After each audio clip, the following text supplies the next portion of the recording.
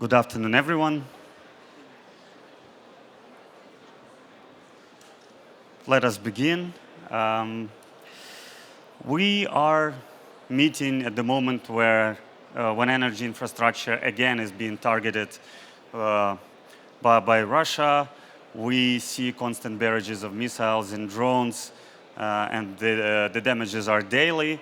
But it's not all about the damages, it's also about the response, momentum, cooperation, and courage. We see that European Union as a powerhouse steps up in helping to finance the rebuild and development of infrastructure, namely energy. For instance, the European Commission signed a guarantee with the European Investment Bank under the Ukraine facility recently, and we can see some of the money already being dispatched, for instance, to Naftogaz of Ukraine to secure the supply of natural gas. We see how the portfolio for EBRD and other donors is increasing on a yearly basis. Also, we can see the courage of energy companies who are rebuilding, recovering their infrastructure while they are being attacked. We can see UKRAINIan increasing international flow of electricity. We see how DTEC and Naftogaz are recovering their upstream oil and gas assets as well as generation assets. We can see how the suppliers of equipment are stepping up and helping to with the logistics and helping to supply necessary equipment. So our task at this panel is quite simple, but very ambitious. First of all, we need to outline the short-term and long-term needs for the recovery, the needs for equipment. Then we have the representatives of financial institutions, and we will try to get a sense and understanding what are the prerequisites and where their appetites for financing are. And also we will try to establish a potential for Ukrainian companies to step up and supply the equipment not only on the Ukrainian market, but potentially to be suppliers of equipment for the energy sector in Europe for energy transition. So with this task, let's begin. I would like to pass the floor to our speakers, and we will start from Olga Yukhimchuk, Deputy Minister at the Ministry of Energy. Olga, can you please brief us on the needs of the energy sector, the way that Ministry of Energy sees them, and also what instruments are you applying and what do you use to help companies secure the equipment?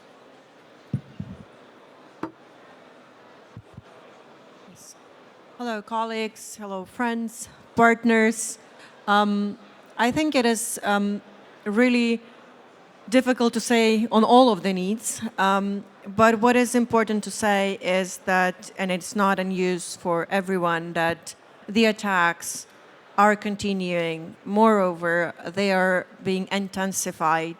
And we are clearly experiencing over the last 2 months that the number of attacks and the scale of these attacks has largely increased. On top of that, we also see the shift of the focus of the attacks. Before, Russia tried to and targeted our mainly generation facilities. Now we see their target is the gas, both extraction, transmission, and it is critical for us to address all of that. If they have intensified, we have to double intensify our efforts in repairs and in quick and emergency repairs, in our cooperation, in our work together. And I think it is very timely at this rebuild to talk about how we can do that. Because we do already have many mechanisms, which I think many of you are already familiar with. And some of those is one of the really effective and transparent mechanisms is the Energy Support Fund, which showed to be really effective and helpful for our energy system. It has been up and running since 2022 and has already gained a lot of support and donor funding to help our energy companies.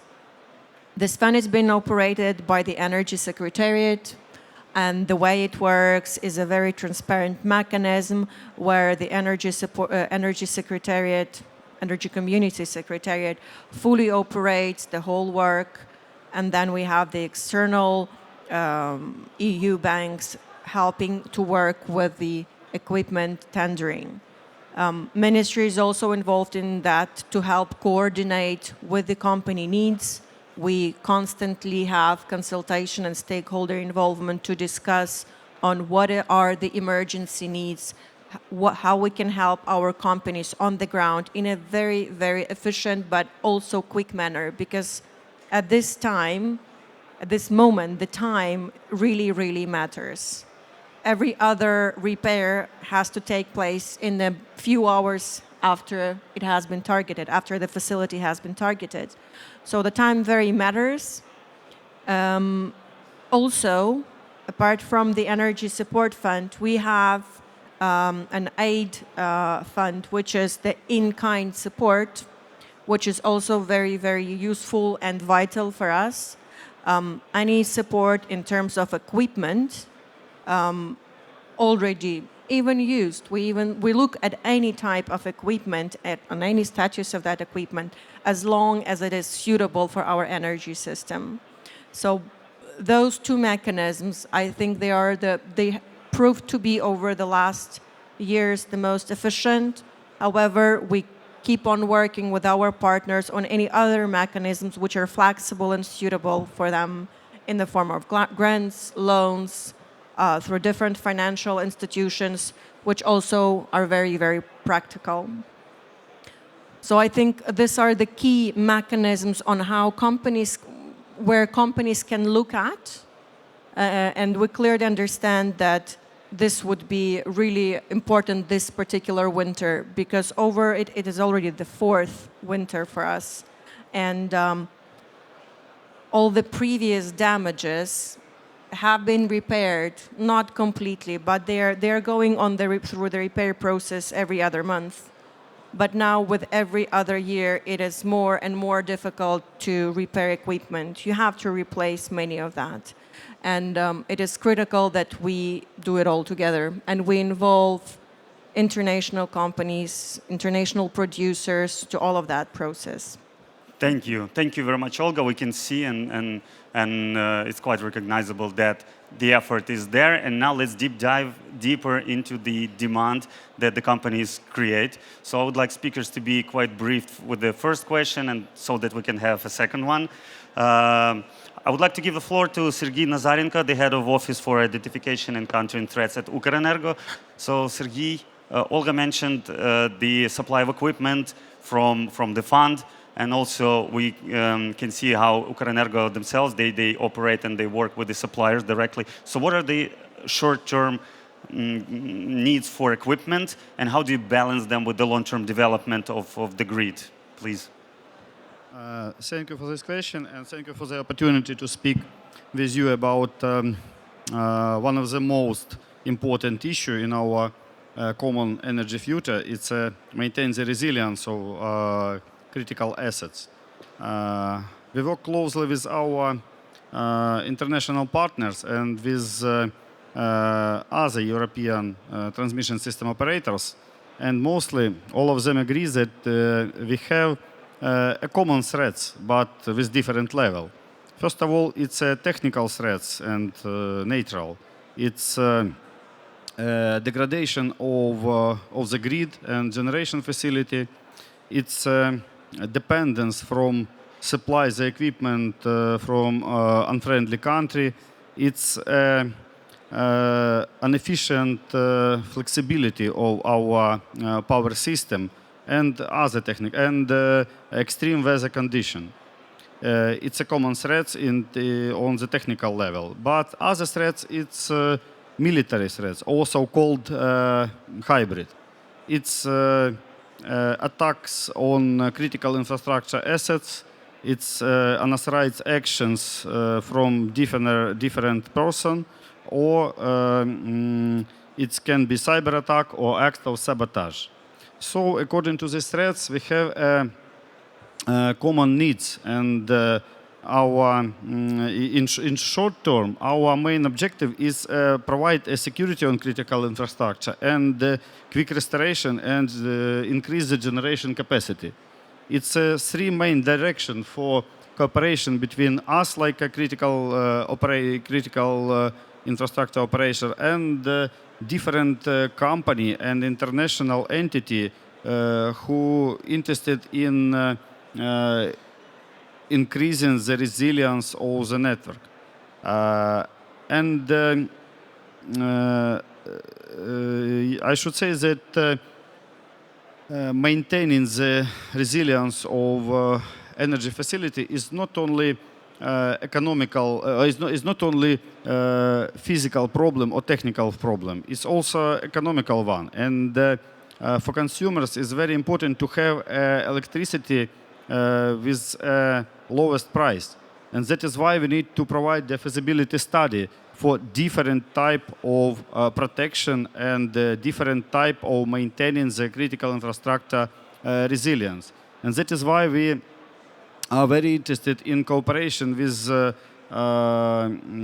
company, with different governmental entity who not only provide the equipment or maybe some funding, but in research activity, in analytic activity, because we need to have a resilient power system, but for the lowest price. And it's so. It's analytical maintenance, technical maintenance, and financial maintenance. So yeah, it's thank you, Sergey. It's a very interesting angle. So it's not only equipment, but also the engineering and seeking the financing. Let's deep dive then in the problems that Naftogaz of Ukraine has. So we have Alexey Vilkhovy with us, who is the director for thermal and renewable energy of Naftogaz of Ukraine. And Naftogaz of Ukraine has, unlike Ukrenergo, has a very diverse spectrum of assets, starting from oil and gas upstream to distribution to thermal generation as well, and underground storage facilities. So how do you prioritize now, as we see that all of the asset classes and all the spectrum of assets being targeted? How do you prioritize? What are your priorities? Yeah, thank you. Hello, everybody. Hello, dear, dear friends, colleagues. Indeed, Naftogaz represents the complete chain of value chain of energy. Actually, we start from gas and oil extraction, its transportation, its storage, then its transmission to the households. Then also we generate electricity. We produce heat power to the citizens, to the households, to the communities, to the industries. At the same time, we also produce renewable energy like solar, etc. Yeah, indeed, over the last months, over the last couple of months, the Russian attacks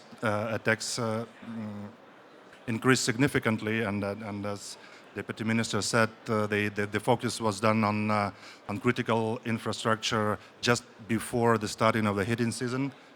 Critical infrastructure of gas extraction and gas transportation. This is at the moment this is the highest priority because the gas stands first, and we cannot afford on having no hit on the households of our citizens. Thus, of course, gas infrastructure restoration being the first priority for us, compressors. But at the same time, the attacks are ongoing onto the critical infrastructure of combined heat and power plants. They are also targeted, and the other priority for us are cogeneration units, gas pistons, gas turbines, so that we can very quickly rebuild, restore, and keep maintaining the positive temperature and in the households of our cities. While attacking the combined heat and power plants, of course, they hit the transformers, and then as well as our colleagues from UKRAINIAN, we are in a huge and very fast demand of electrical equipment such as transformers, circuit breakers, terminals, etc., etc. Thank you. Thank you, Alexei. Let's now listen to a bit of a different angle. Let's hear from financial institutions. Grzegorz, if you can maybe, so now we heard the immediate demands of two companies. We'll get back to the rest of the companies later, but now as we heard the demand from Ukrenergo and more as well in feasibility study engineering side, definitely hardware, and from Naftogaz, what are EBRD's immediate priorities? So which projects are ready? Where are you focusing now? If you can share that, please. Thank you, Andriy. Thank you for having me here for the question. Well, you've seen already a number of EBRD colleagues on the stage earlier, and the reason why there's so many of us here is just we are present in so many parts of the Ukraine economy at the times of war. Let me just say that EBRD has already committed over 8 billion euro to Ukraine since the full-scale invasion, and over 3 billion in the energy sector alone. Now, we've worked with Ukrenergo on a number of occasions. We're working with Naftogaz, with Uknaftogaz, working with a number of other clients, whether on the state ownership side, with UKRAINIAN, or private side. So it's really difficult to give you a full comprehensive picture of our work and how we view it, but just trying to focus on the priorities. I think it's probably fair to say that in the first few months of the very horrible spring of 2022, everything was emergency and everything was, okay, what do we do first? What's the most important thing? And while I did hope that that emergency phase is going to be passed very quickly, the truth is that we are still in this emergency situation today, so many months or years before the beginning of the full-scale invasion. At the same time, when we look at the needs of the energy sector, we have to balance the emergency aspect with a sort of a little bit more structured medium and long-term planning. And that's very different for gas compressors. That's very different for 750 kV transformers. When we're talking about supply chains, these are highly specialized pieces of equipment that needs to be brought into the country. It's difficult to assume they are going to be constructed within Ukraine.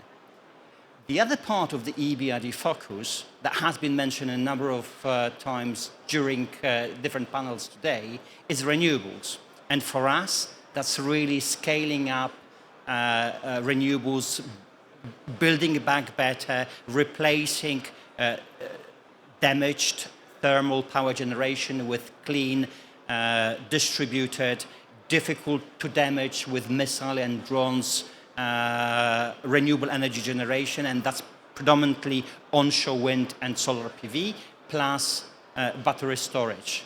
Now, some of these pieces of equipment are also highly specialized or are already being treated a bit as a commodity. I'm referring here to batteries which are not going to be manufactured overnight in a new location. It takes time for technology, for production, etc. And I'm referring here to solar PV panels, which today are a commodity. There's no point of competing with China to produce better, cheaper solar PV panels, because Europe as a whole is struggling with that. It would be difficult to take that challenge in Ukraine now, as if Ukraine didn't have enough other challenges to face. So I think the point here is, how do we get the Ukrainian business into this value chain, recognizing the added value that this Ukrainian local business can bring. And yes, it will be sometimes on a very local and simple platforms linked to the installation work, to the civil work, sometimes maybe even putting together solar panels using waffles being brought into the country, but not necessarily something very complex in terms of the technology. On the other hand, it's about preparing for an even bigger scale of green energy transition that will happen, and how to take a big stake of that transition in the future. However, before we move into sort of discussion on building the manufacturing capacity in Ukraine, we have to have within Ukraine the demand for the equipment. And that demand has to be large, has to be stable, and has to be sort of predictable long term into the future. And for that, we need a big pipeline of renewable projects in the country. And to materialize this ambition, EBRD, together with our friends from World Bank Group, from European Commission, are trying to develop the de-risking platform that we hope is going to first put the big pipeline of renewable energy projects, then convert into large-scale transition into green energy, and eventually also provide comfort for the investors to put local manufacturing capacity within Ukraine in the future. Thank you. Thank you. I think that's a very interesting angle that we are actually starting to focus on, is the localization of equipment manufacturing, the creation of, and the prerequisite is the creation of pipeline. So let's hear from that further part of our panel.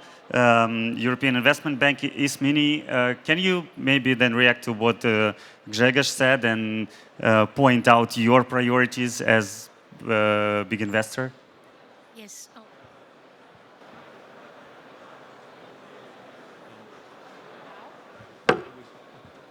If you maybe, yes, pass another microphone. Can you hear me? Yes. Okay, thank you very much. I am Ismini Kyriazopoulou. I am from the European Investment Bank, from the technical department of the European Investment Bank, and I stand today here before you representing the Electricity Networks Division.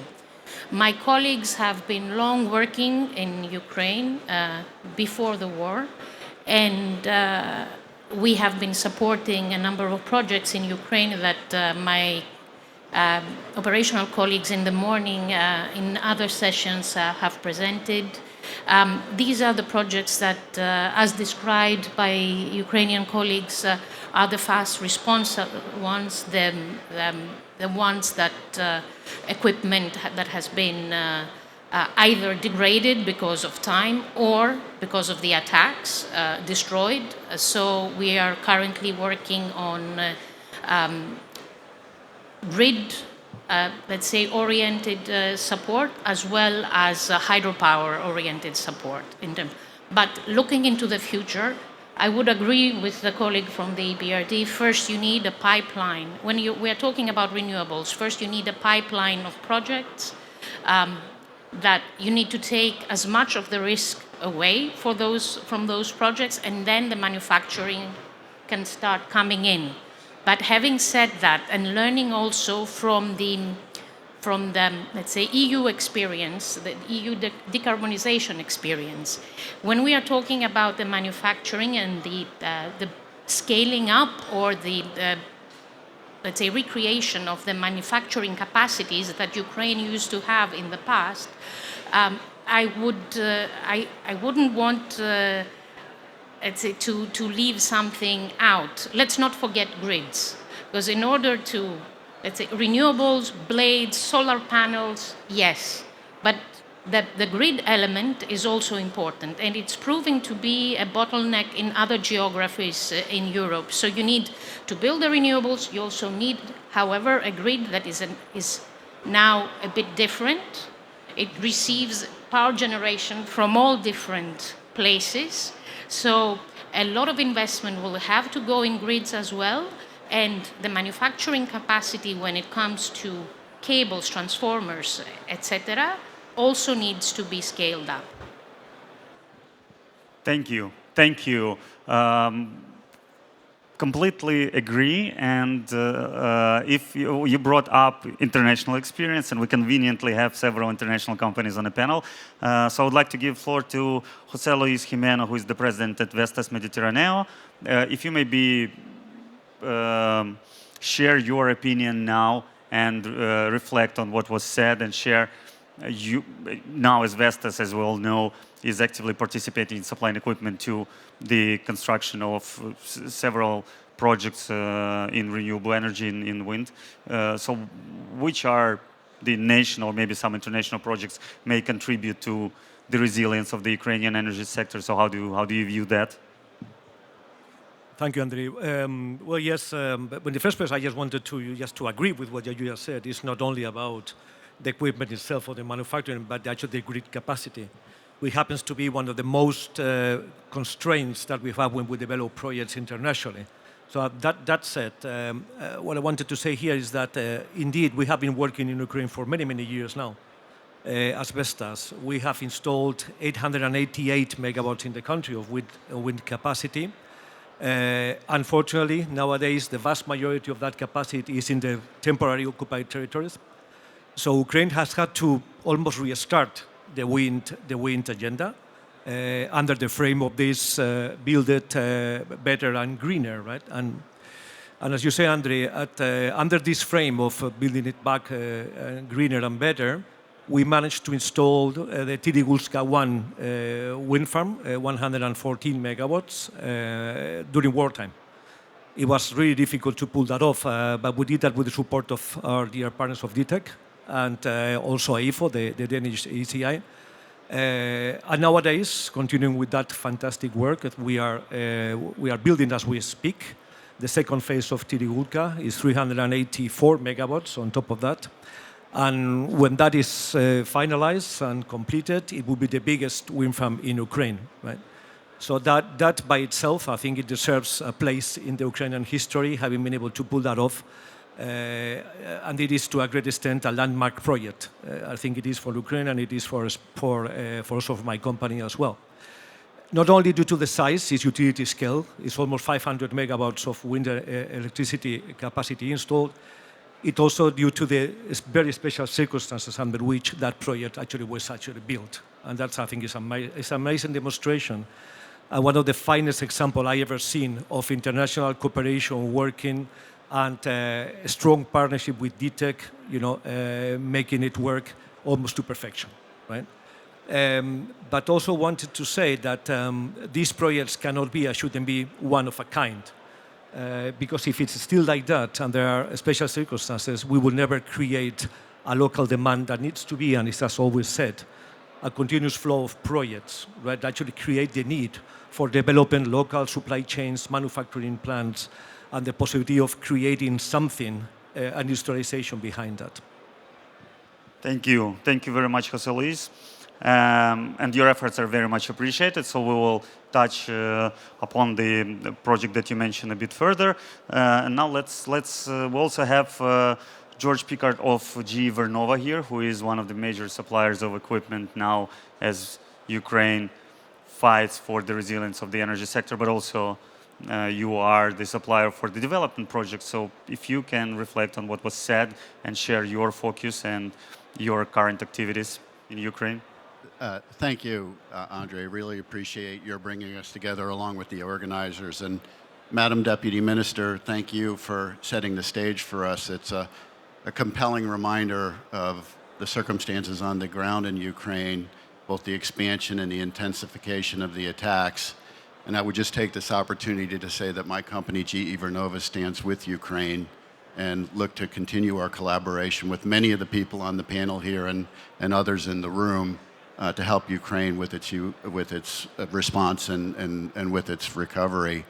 My name's George Pickard. I'm with GE Vernova. Not everybody knows what GE Vernova is, but we used to be part of the General Electric company until General Electric broke up into 3 independent companies about 1.5 years ago. And GE Vernova is effectively an energy technology company, one of the world's leading energy technologies, primarily providing power generation and grid technology. So producing, moving, managing, optimizing the delivery of electrons. We are doing some substantial work in Ukraine. You know, my company's heritage goes back 133 years. So we've learned something about working in the electricity sector over that time, mostly how to be humble. It's a complex environment to work in, many, many challenges under the best of circumstances. And what we've been seeing unfold in Ukraine over the last several years, the management of the grid, the continued provision of reliable electricity under these kinds of conditions that the Deputy Minister described is nothing short of extraordinary. So we look with great humility and great support to the leadership and the people and the operators of the systems in Ukraine. Having said all that, I think we're really just scratching the surface on what can and what needs to be done in Ukraine. Our focus to date, well, it's not our focus, it's really what the people in this room are asking us to focus on, has been on mobile power generation and then on hardening, increasing the resiliency, optimizing the grid through the provision of substations, circuit breakers, transformers, et cetera. It's a relatively small accomplishment in face of the needs. And I think over time, as we continue to see improvement in stability, continued availability of financing, there's so much more to be done. I think looking ahead to the future, there's a lot of talk around the table about making the grid greener, more decentralized. Absolutely, that is part of Ukraine's future and part of our focus as well. We do see, along with Vestas, tremendous opportunities for wind and are looking to support that. We do see opportunity for distributed generation, so we have partnerships underway to help with that. Having said that, I think there still is a role for central power generation in the near to medium term. So restoring those thermal assets that exist, increasing their capacity and their efficiency so you get more megawatts per unit of fuel will be absolutely essential. And then continuing the ability to deliver those electrons from the point of generation to the point of use. All of this takes financing. And you know, we can talk a little bit later about the partnerships that need to develop around a power generation or a grid expansion project. But for what's immediately needed right now, there are limited Ukrainian budget funds, and much of the work has to be financed by the international donor and lending community. So working out the partnerships between what the needs are and what the financing ability is frankly quite a challenge. And I think really underscores some of the points that have been made to date as to why we are still focused on the immediate emergency response and less able to focus on the longer term recovery. So much more needs to be done going forward, and I think we can talk about that later. Yes, definitely. Thank you, George. Thank you for your speech and for supporting Ukraine. Let us go now back to the companies. DTEC, so we have Oleksiy Pavlovsky on the panel now. DTEC was already mentioned. So maybe if you can share, you also have a very diverse spectrum of assets, similar to what Naftogaz has, and definitely you are one of the targets. So how do you approach prioritizing the recovery, long-term development? What is your focus now? Thank you, Andrei. We, DTEC, we are part of SCM Group, and together we invest in humanitarian aid to energy infrastructure and economic recovery. This is very important, and we do our best to help our country. Unfortunately, enemy intensified the attacks, and now only in October we experienced several heavy attacks on power generation and gas production enterprises. We lost a lot of production enterprises, and here the situation in which we operate is very well described by a very famous Dutch saying, which is in translation into English, something like, you are mopping water on the floor when the crane is open. So this is our situation. They hit us, we recover. They hit us, we recover. And this is unfortunately our reality as of today. And of course, to do our work more effectively, we need support, we need equipment. And thanks to the Ministry of Energy, Ministry of Economy, to Ukraine Energy Support Fund, and many, many our partners who help us in this difficult job. We understand that equipment needs are huge, financing are very limited, and we need definitely to cope somehow with these problems. And for thermal power generation, we need transformers, switchgear equipment, many, many other pieces of them. And for gas production, the urgent need is in boosting compressors. So we now, as Ukraine, we have to import a lot of gas. But at the same time, we understand that the needs in the gas here and now, in spring, in autumn, and next winter, and we need to come to recover our domestic production. This is very, very important. And here we talk to different partners. Thanks very much for understanding and for a decent wish to help us. And of course, what is important is no matter how fast we find the equipment, no matter how fast we recover, we need to have good, maybe best in class, best in the world at this moment of time, air protection. So missiles, drones, they hit us a lot, and as soon as we recover, they hit us again and again. So there is a call for coalition, for our partners, to help us a lot with anti-missile systems, anti-drone systems, and ammunition. Despite these difficult challenges that we face, and despite of the war, we invest in Ukraine, and I'm happy to hear our partners. Vestas, indeed, we built the biggest in Ukraine wind power station. The full station will be 500 megawatts, and we have in our plans to develop 1+ gigawatt of wind in the future. And we have several projects under development at this moment of time, and we hope that the first of them will be finished. The development of this project will be finished next year.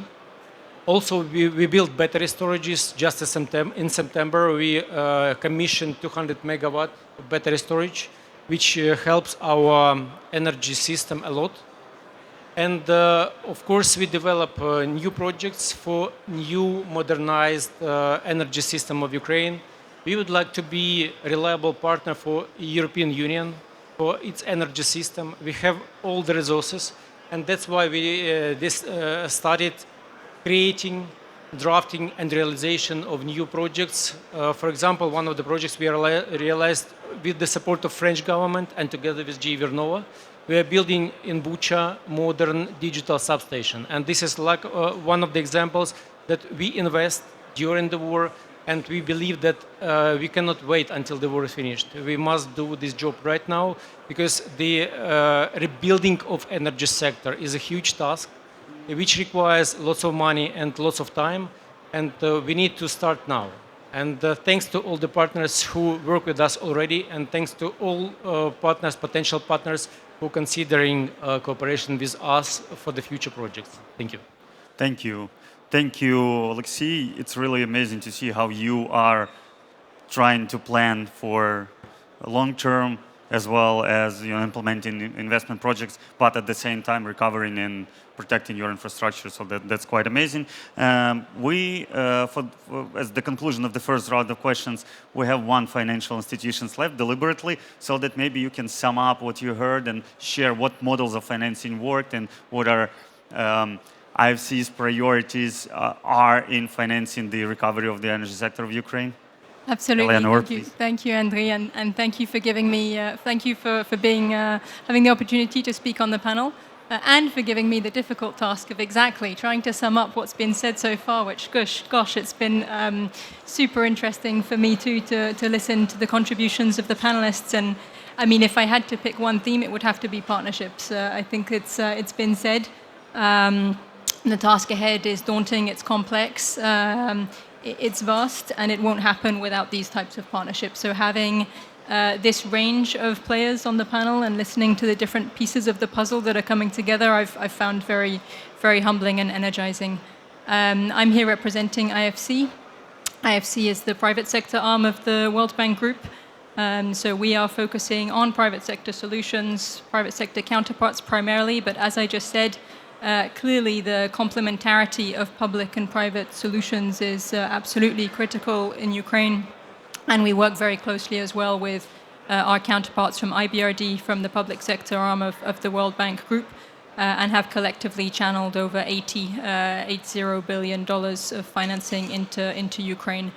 The private sector piece of this that IFC has been focusing on is called our Economic Resilience Action Program. We're now not too far of the $3 billion financing provided and mobilized under this program. So that's supporting private sector across all sectors, including real sectors such as manufacturing and also energy.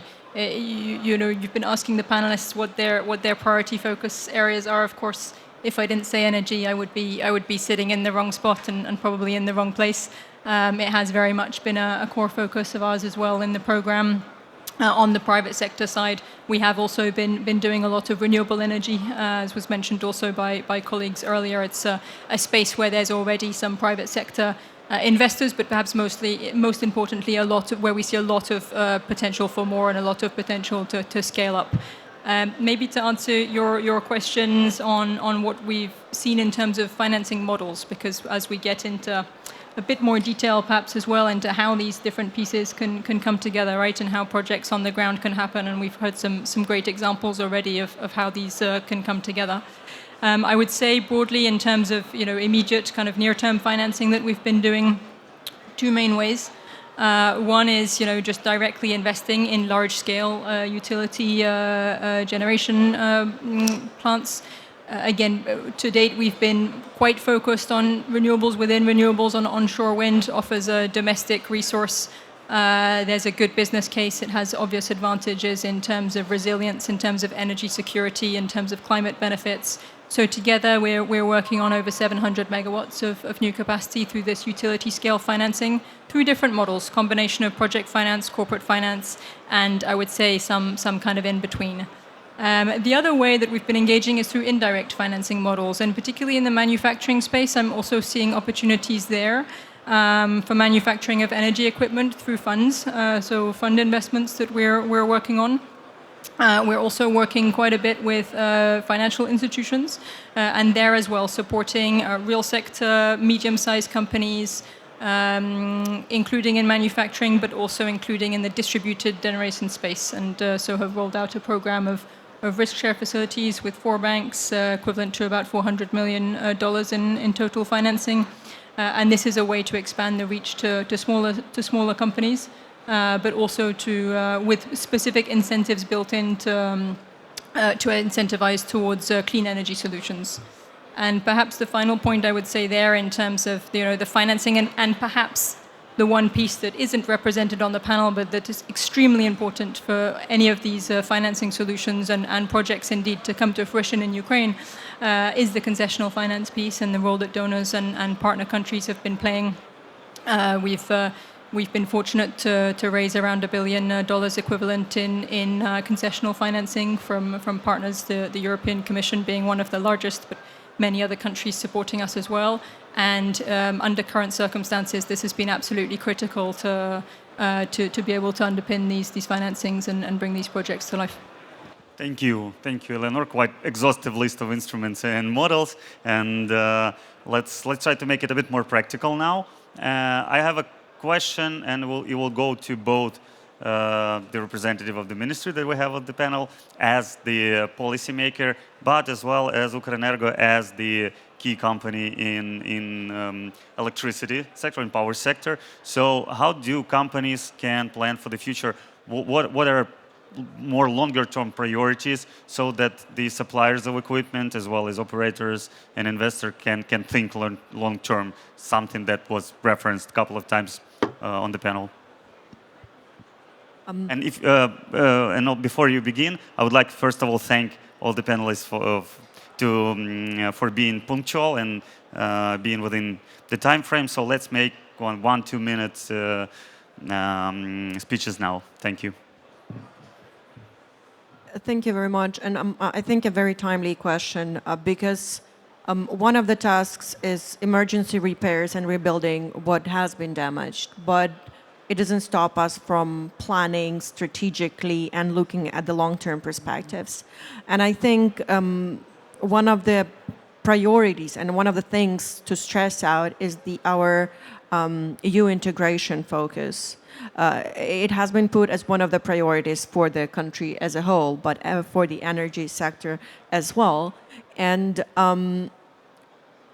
this, I think, provides a really predictable and clear understanding for EU companies, non-EU companies, for companies worldwide, what will be the rules, what will be the standards, what will be the approaches in the energy sector, in the energy infrastructure, and in the energy market as well.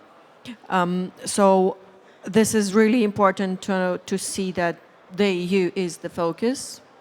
At the same time, as the EU is looking at localization of the renewable energy equipment and supply chains, which has already been mentioned by many, this would also be one of the future perspectives for Ukraine as well. We are very carefully looking at perspectives on localizing production of different equipment that is needed for our energy infrastructure. There are a lot of benefits in that, and I think many have already mentioned that. That's one of the most important, I think, for Ukraine is to ensure its independence from other producers which have used the energy infrastructure as a weapon, basically. And I think here what is critical to understand is that Russia is working with many other producers of different equipment, and they are cooperating. So the notion of what was said also about partnerships, if we cooperate together and we establish together new businesses localized in Europe, in Ukraine including, we will create a really sustainable, resilient infrastructure, not only in Ukraine, but we will ensure energy security in Europe. Thank you. Thank you, Olga. Sergey? I completely agree with Deputy Minister, and I should say that we should not only rebuild or restore Ukrainian energy sector, we need to build new energy system, power system that should be resilient in all crisis scenarios.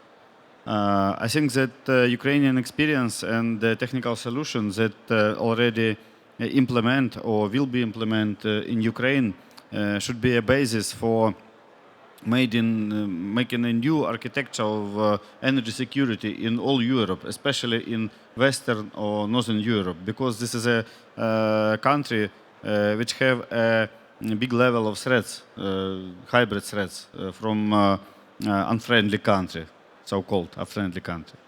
And now we are interested in cooperation with European and Ukrainian company and international financial organization in establishing projects in security area, military protection, engineering protection of our security facility, and also in sphere of development and generation facility, because we need to have a maneuverable, flexible energy system, resilient for all type of crisis scenarios.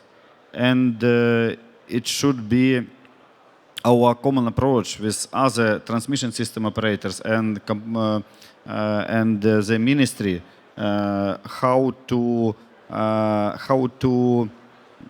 not rebuild but build a new energy sector which can operate during the long term in every crisis scenarios.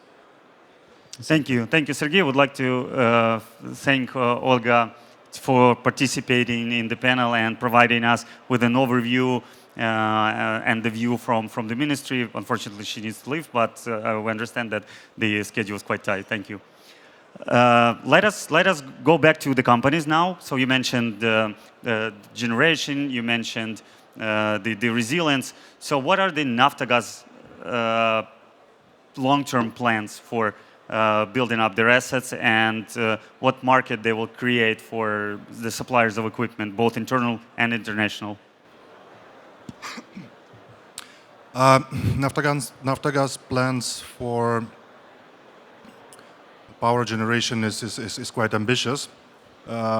Currently, to ensure the coverage of demand and resilience of the energy system, we introduce flexible and efficient cogeneration units, gas-fired cogeneration units. That's a quite significant portfolio of the projects. That's the first issue. However, it opens a great potential for us for development of renewable projects.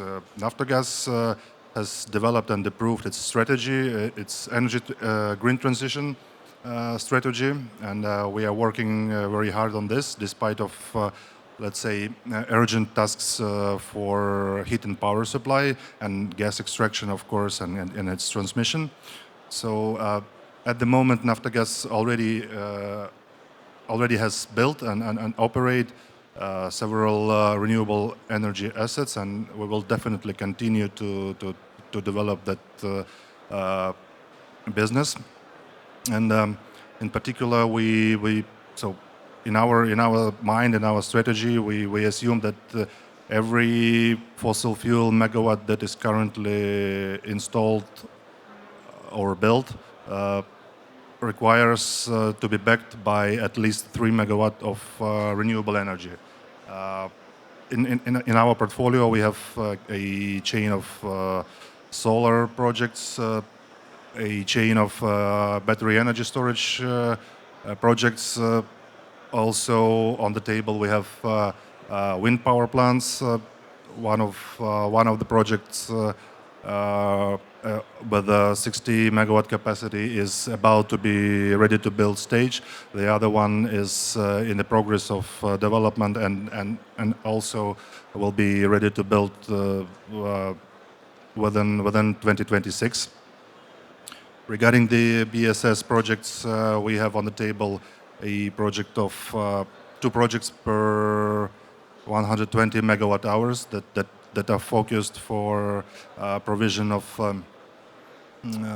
emergency power supply when needed, and also for the peak shaving.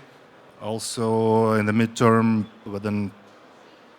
I do believe that within 2026, with the help of our French partners, we will arrange and install the emergency power supply BSS systems integrated with solar systems to our CHPs, or to all of our CHPs.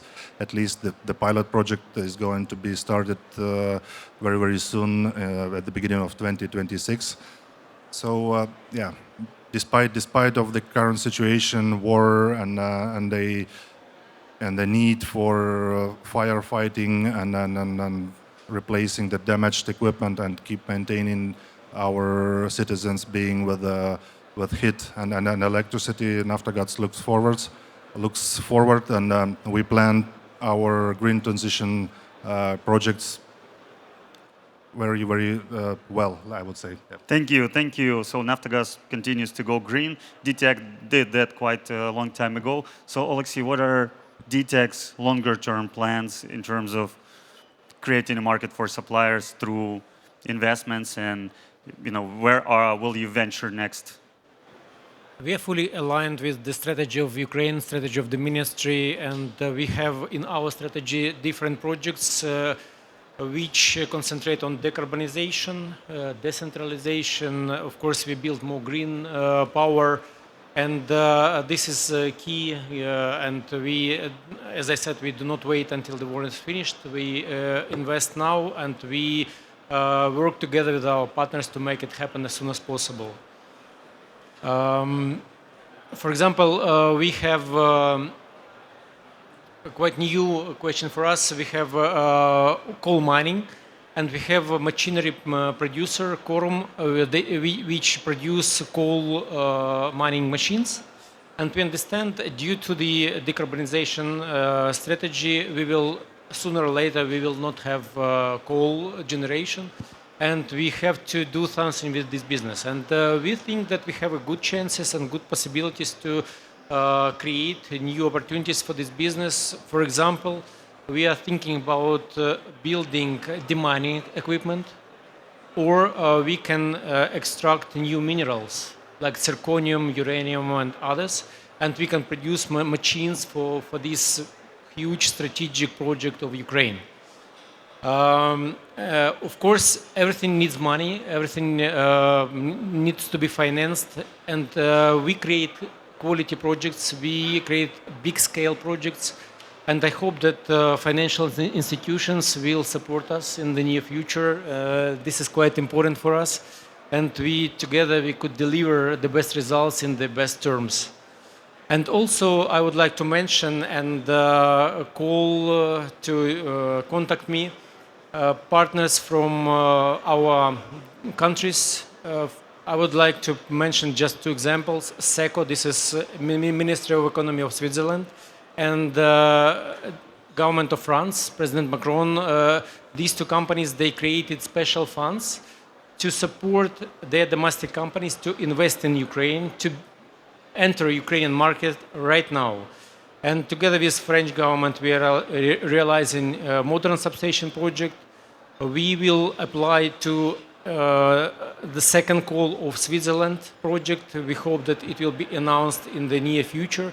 And I think this is a good example when governments of countries would support their producers, their manufacturers, to enter Ukrainian market, not to wait until the war is finished. And also, we are not, as Ukraine, we are not the part of the European Union, but we have the chance to apply to European Union programs like Horizon, Life, Connecting Europe Facility, Digital Europe. And we don't have experience, and we would like to apply. And if European companies have such experience and would like to be partner of the tech in such projects, please welcome to contact me. I am sure that we will create brilliant projects to be realized in the nearest future and in the best quality. Thank you. Thank you. Thank you, Alexei. I think it's a very interesting example of ingenuity and how we see how the energy transition creates new possibilities, opportunities for conversion of manufacturing. Now my question goes to Jose Luis. Let's now discuss, having heard everything that was mentioned by the companies that will create the demand, what do you think, what role Ukrainian manufacturers may play in the energy transition in the EU or also in the recovery of the energy sector of Ukraine? Thanks, Andrei. Well, the first thing is that I'm very happy to see that there are projects coming up from different developers, and because the first requirement that needs to be there, as we said before, I think we all said before, that there needs to be a strong internal pull for any idea of localization. But taking a step back or a more helicopter view, I think Ukraine has a lot of elements that actually are very good for a localization project. Proximity to Europe, abundant resources, unlimited land, very well educated and very well trained and competitive workforce.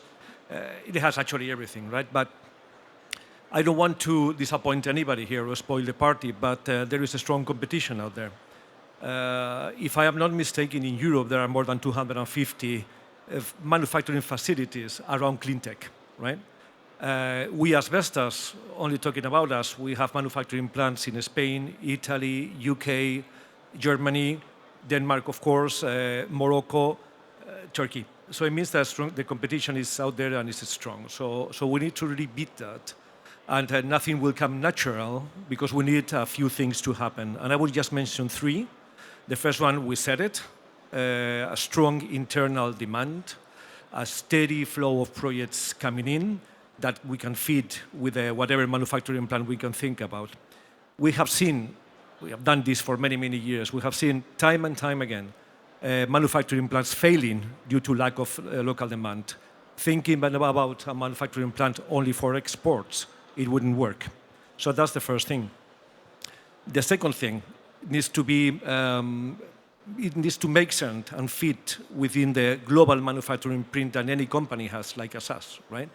And this talks to competitiveness, whatever manufacturing plant in this country and whatever country needs to be competitive within the frame of a global company as my company, and needs to be complementary as well. We need to produce things that we cannot produce at the same level of competitiveness anywhere else.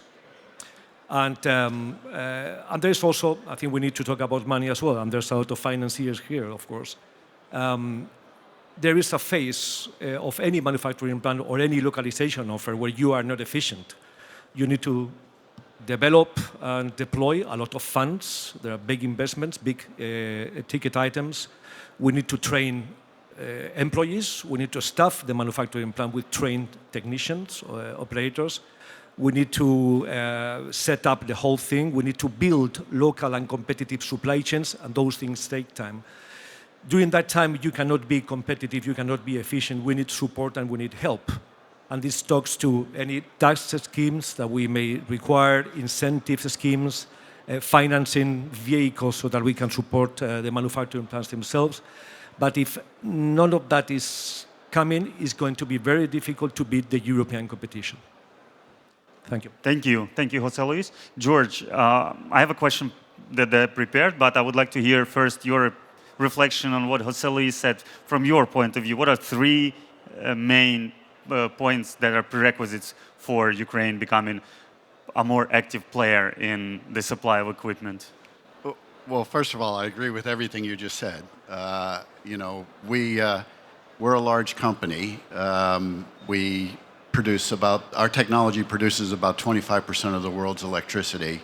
And so by consequence, we have a very large, diverse supply chain geographically and a very mature one. So it's not often that we just make investments to expand our supply chain. It has to be done on the basis of what makes sense and what is scale. Having said that, you know, there's a reason Ukraine was successful as a manufacturing location before the war. And I think the preconditions exist for it to be equally successful after the war. You know, if you look at what it takes to deploy infrastructure, critical infrastructure in the energy sector, a power plant, for instance, these are very large, very complex, and very capital-intensive projects. We're a technology provider. We're not a construction company. So we do rely on construction companies, local suppliers, local supply chain in order to succeed in a particular market. And on top of that, the technology is complex. So that does require some degree of specialization and training. So when we go in and do a project and are deploying new technology, we train dozens and over time, perhaps hundreds of local residents in order to do the work on and to help sustain the operations of that technology. So over time, I think that does help increase the capacity in Ukraine, the expertise and the knowledge in Ukraine. But at the same time, we don't want to mislead and just say because the war ends, then investment in developing local manufacturing for energy technology is going to increase. It really does depend upon the scale of deployment. And the needs in Ukraine are enormous. Therefore, the demand is there. And it's going to take time, stability, and financing, frankly, for that to materialize. Thank you. I think it's a good segue to the last part of our panel, so financing. So there has to be a demand backed by money. And I would like the representatives of financial institutions to quickly reflect on what was said and mention the instruments or the ideas on how the investment in the energy sector can be made, as well as investment in the manufacturing of equipment for the energy sector. So let's start from Eleanor, please. Sure, yeah, thank you. Thanks, Andriy. I think, you know, starting point which seems obvious but can't be really underscored enough is that there will be no recovery and no reconstruction without the private sector. When, you know, the numbers of the 524 billion in terms of needs, the numbers in the energy sector of 70 billion, unfortunately now that's dated and it will be much higher, are simply not achievable without private sector investment. and looking towards this long-term growth trajectory that Ukraine needs to achieve, also for convergence with the EU. The country essentially has to exceed its growth trajectories from before the war. This is a huge, huge challenge. It won't be possible without the private sector, and it won't be possible without FDI, so without foreign private sector investment. So I think, whilst I'm really buoyed by the level of, there's a lot of activity in the market.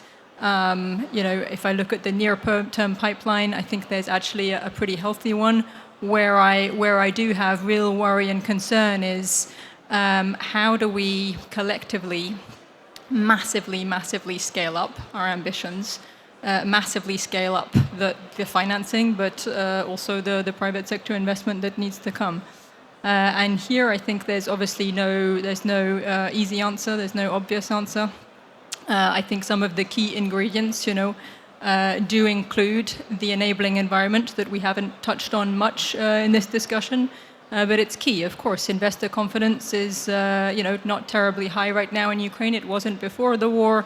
The topics of sector reform and governance that we're also seeing play out, they are central. A lot of progress has been made. But this is a key area that is absolutely critical for this step change to happen. Is for the reform part to continue. The financial sustainability of the energy sector overall is currently not at a level that will help enable that large-scale investment that's needed.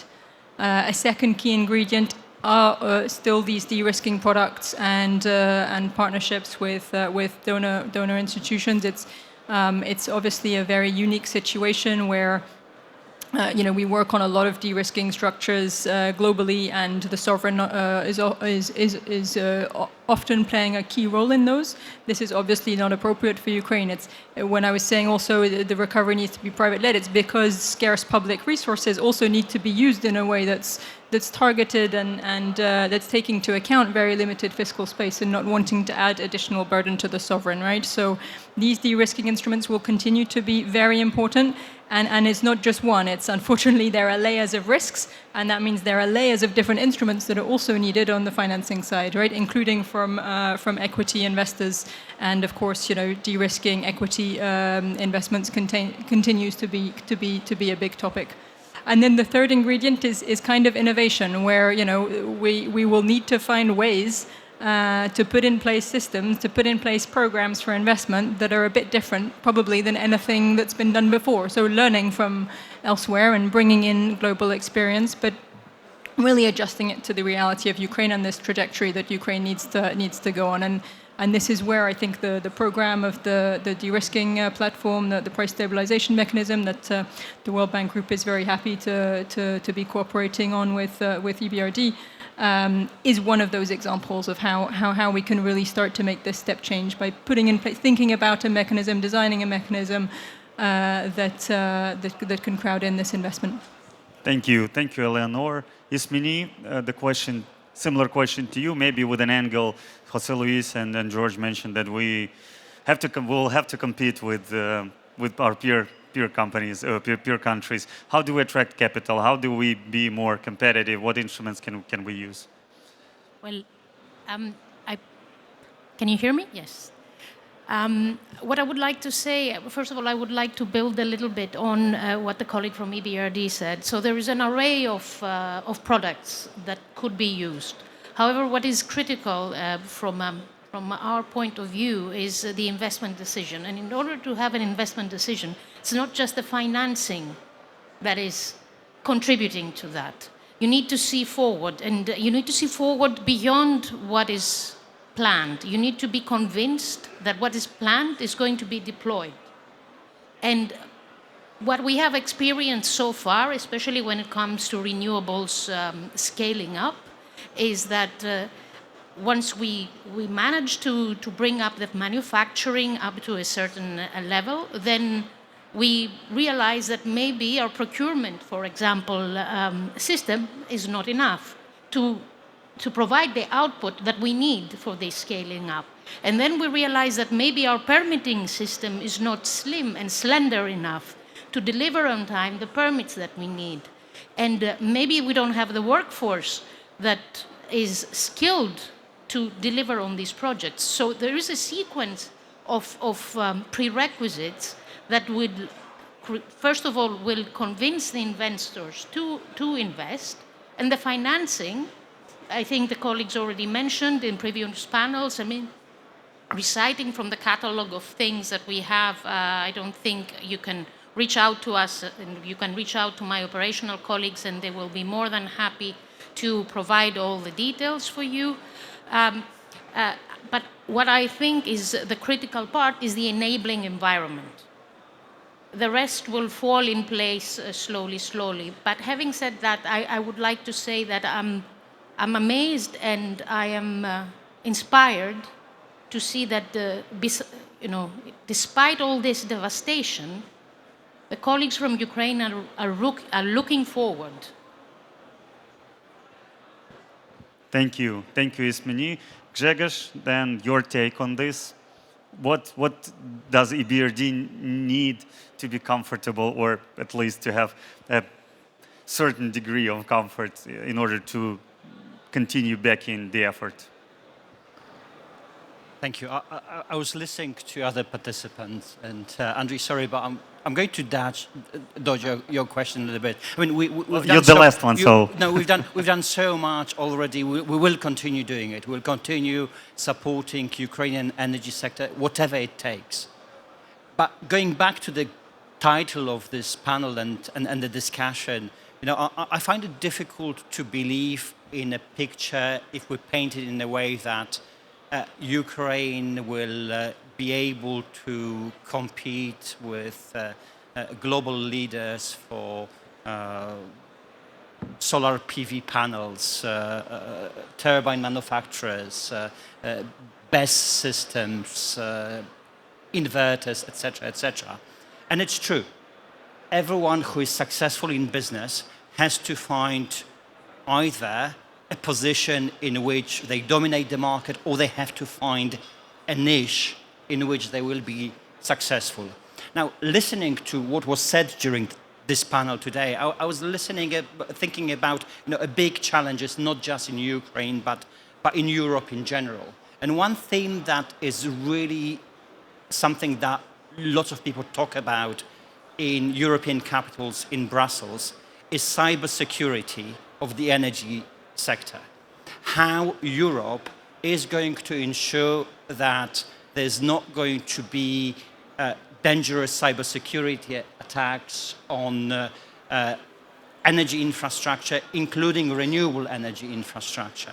How do we ensure that inverters, batteries, solar PV power plants delivered by sometimes unfriendly countries are not going to damage the peaceful time in Europe? It came to my mind that Ukraine actually has got a huge cybersecurity expertise already today. Today, that expertise is being fully deployed on the front line. But after the war, that could be that cutting edge, a niche for Ukraine not to be just successful in energy in its own country, but within the boundaries of the country, but actually help Europe as well with making energy sectors more secure and reliable in the future. So let me finish with that thought. Thank you.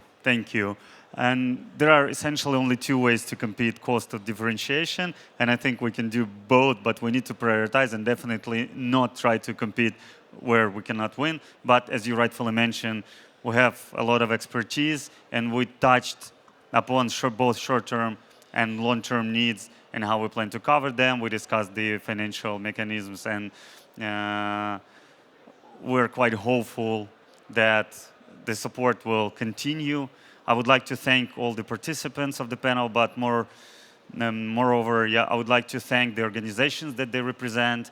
So as you see all the horrors and terrible news that we see every day, I would like our audience to remember that there is a lot of effort being put daily by energy companies, by the defense forces, by our international partners into helping Ukraine to sustain and to develop.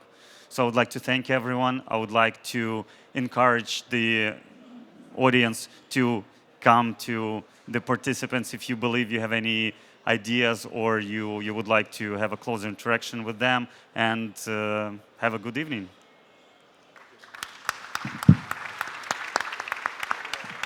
And let us make a photo.